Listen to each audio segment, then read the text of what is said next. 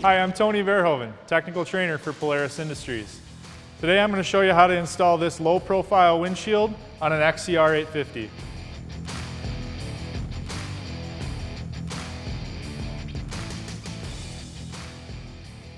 The first step is to get the old windshield off of the machine. We're going to start by removing the 4 plastic push darts.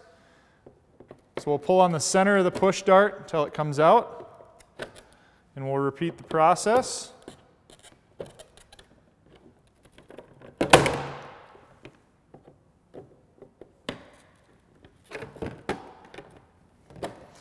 And before removing the last push dart, we'll want to support the windshield and the windshield bracket.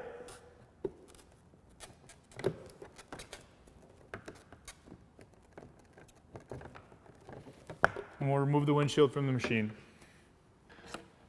Next, we'll set the new windshield into place and put the windshield retainer over the top of it. And then we'll loosely install our 4 push darts.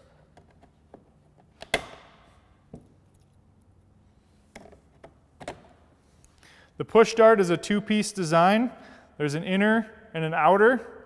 They slide together, and you want to keep the inner piece out until it's fully installed into position, and then we'll push the center into place on all 4 push darts.